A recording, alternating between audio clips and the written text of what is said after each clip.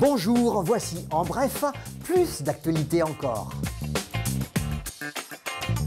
Rappel tout d'abord d'un geste vital, le don de sang, parce que la médecine est plus forte que jamais pour vaincre la maladie ou la tenir en respect, grâce à la recherche médicale et à nos dons de sang.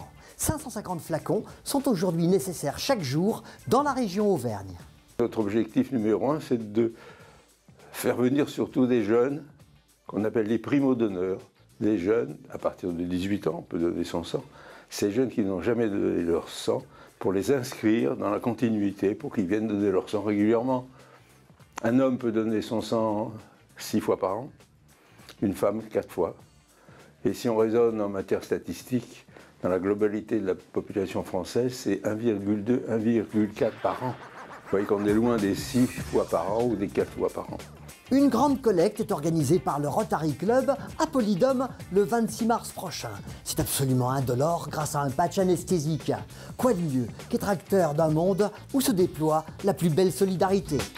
C'est le 29e festival Vidéoforme du 20 mars au 5 avril, une compétition internationale où s'affrontent 58 films pour rendre compte des formes innovantes de la vidéo aujourd'hui, tel le voyage intérieur de Bill Viola.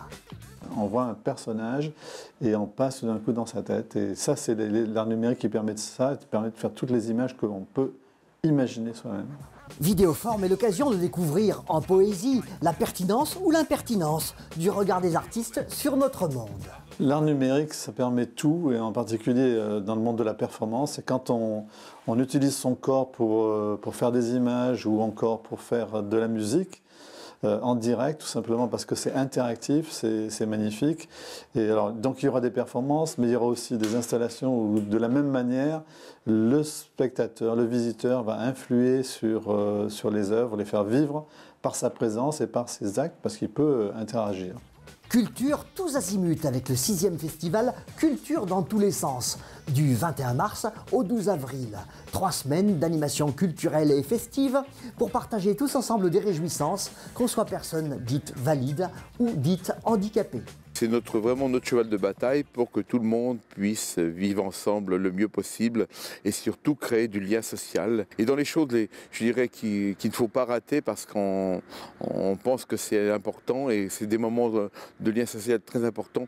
Nous allons mettre en place de nouveau un apéro les yeux bandés. Cet apéro les yeux bandés sera suivi d'un spectacle La vie en bleu, c'est une comédie paysanne, et puis les colocataires, c'est des moments très sympathiques. À l'Opéra-Théâtre de Clermont, avec La Conversation, ce sont les rêves de puissance de Bonaparte que Jean d'Ormesson nous fait découvrir les 20 et 21 mars à 20h30. La Comédie de Clermont invite pour nous la chorégraphe Anne-Theresa de Kersmaker, qui met en scène Vortex Temporum, le tourbillon du temps, un spectacle hallucinant avec ses draperies sonores chatoyantes et ses tournoiements étincelants. C'est mardi 18 mars à 20h30 à la Maison de la Culture, salle Jean Cocteau. À la Comédie de Clermont, toujours, le marionnettiste Patrick Sims nous fait découvrir le monde délicieusement fantastique des puces de cirque dans son spectacle The Acting Bug. C'est à partir du 19 mars.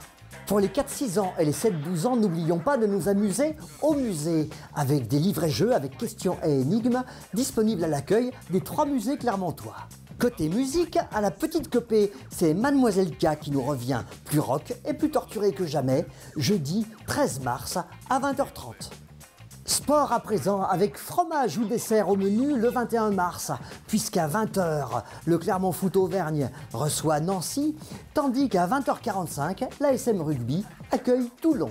C'est aussi le 15e rallye Monte-Carlo des énergies nouvelles du 19 au 23 mars, où s'affrontent des véhicules hybrides électriques et à énergie renouvelable.